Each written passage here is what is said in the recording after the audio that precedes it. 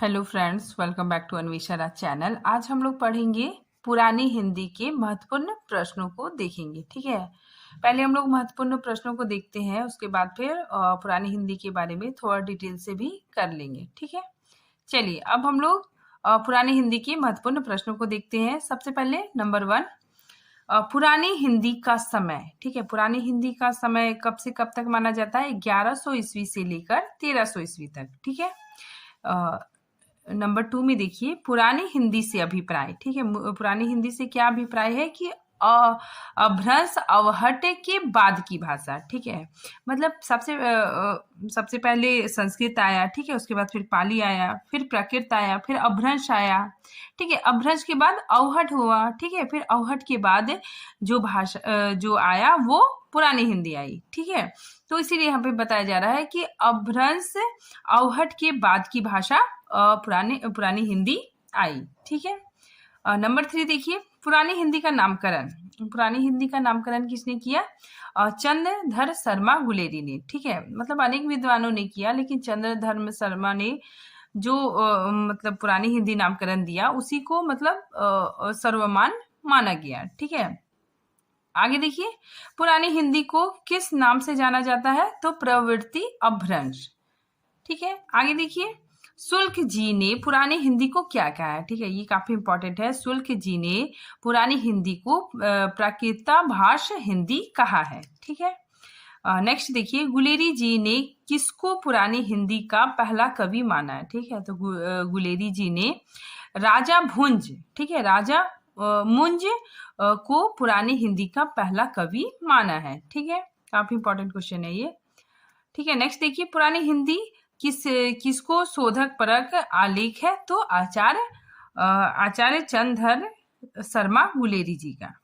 पुरानी हिंदी का उदय माना जाता है। ठीक है, पुरानी हिंदी का उदय कहाँ से माना जाता है? तो अवहट से। ठीक है, देखिए ये विकास क्रम है। सबसे पहले संस्कृत आया, फिर पाली आया, फिर प्राकृत आया। ठीक है, उसके बाद फिर अपभ्रंश का विकास हुआ, फिर अवहट, फिर अवहट के बाद फिर पुरानी हिंदी का विकास हुआ। ठीक है, देखिए अगर हम इसके स्रोत का बात करते हैं, पुरानी हिंदी के स्रोत का, तो स्वयंभू, विद्यापति, ठीक है, मुल्ला दाऊ, अमीर खुसरो, राशो साहित्य, ठीक है, इन रचनाओं में पुरानी हिंदी के स्वरूप देखने को मिलते हैं। पुरानी हिंदी का उद्भव, ठीक है, 11वीं शताब्दी के बाद का काल है। ठीक है, मतलब पुरानी हिंदी का उद्भव 11वीं शताब्दी के बाद का काल है। ठीक है, क्योंकि 11वीं शताब्दी तक तो अपभ्रंश भाषा की ही प्रधानता रही। ठीक है, तो 11वीं शताब्दी तक तो अपभ्रंश की ही प्रधानता थी। ठीक है, उसके बाद पुरानी हिंदी में परिणत हो गई। ठीक है, उसके बाद क्या हो गया? वही पुरानी हिंदी में परिवर्तित हो गया। ठीक है, आगे देखिए राहुल सांकृत्यायन ने अपने शोध हिंदी काव्य धारा, ठीक है, ये राहुल सांकृत्यायन का पुस्तक है, हिंदी काव्य धारा में अपभ्रंश साहित्य को पुरानी हिंदी कहा है। ठीक है, तो अपभ्रंश साहित्य को ही पुरानी हिंदी कहा है राहुल सांकृत्यायन जी ने।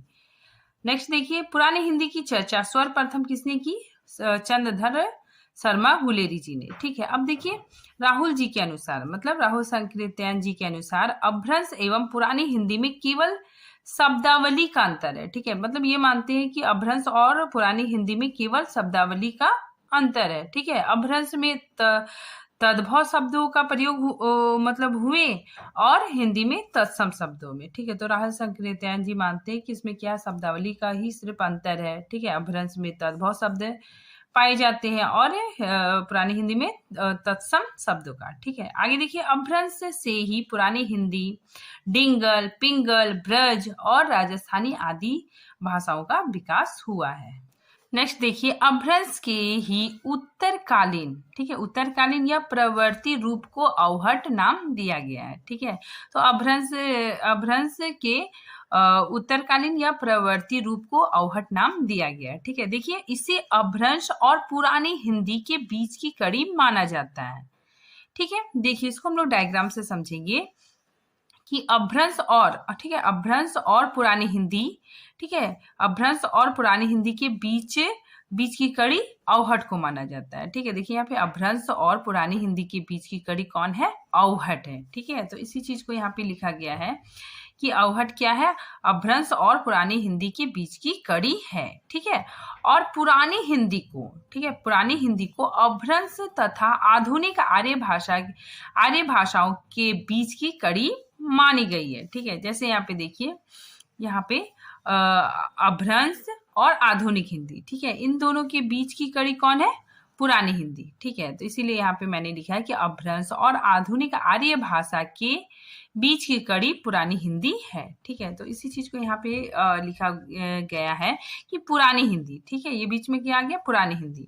ठीक है, किसके किसके बीच है, अपभ्रंश और आधुनिक आर्य भाषा के बीच में। ठीक है, तो पुरानी हिंदी को अपभ्रंश तथा आधुनिक आर्य भाषा के बीच की कड़ी माना जाता है।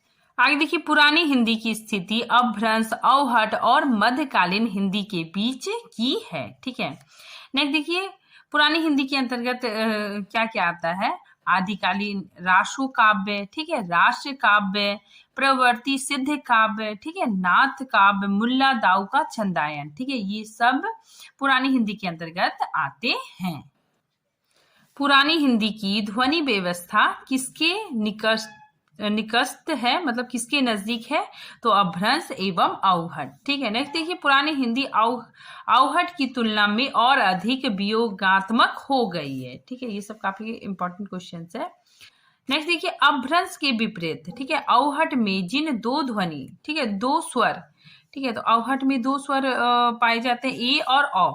ठीक है, तो ए और औ का प्रवेश हुआ और ए और औ की बहुलता पाई जाती है। ठीक है, यहाँ पे देखिए तो आपको बहुत अच्छे से समझ में आएगा। देखिए, अपभ्रंश में 10 स्वर थे और 30 ध्वनियां थी। ठीक है, और ए और औ इसका प्रयोग नहीं होता था। ठीक है, फिर अवहट में क्या हुआ कि ए और औ के प्रयोग मिलने लगे। ठीक है, और पुरानी हिंदी में क्या हो गया, ए और औ का ज्यादा प्रयोग होने लगा। ठीक है, इसी चीज को यहाँ पे मतलब लिखा हुआ है।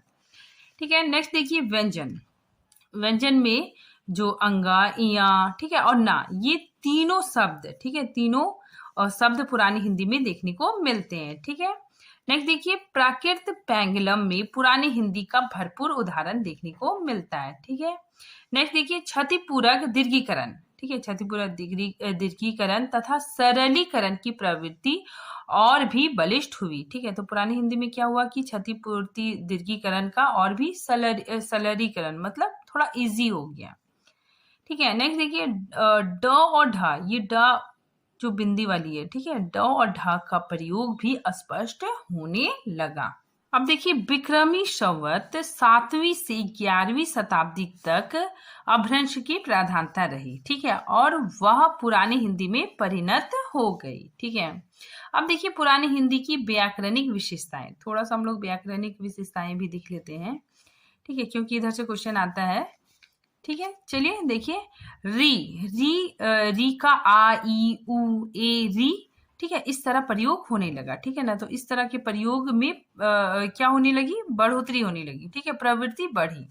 ठीक है, जैसे देखिए यहाँ पे अमृत का अमिया हो गया। ठीक है, मृत्यु का मिच हो गया। ठीक है, देखिए री का प्रयोग कैसे होने लगा, री का प्रयोग आ के रूप में भी होने लगा। जैसे कृष्ण को कान्हे कहा जाने लग गया। ठीक है, री का प्रयोग ई के रूप में भी होने लगा। ठीक है, जैसे रीन को ऐसे लिखा जाने लगा। ठीक है, इसमें छोटी की मात्रा लग गई।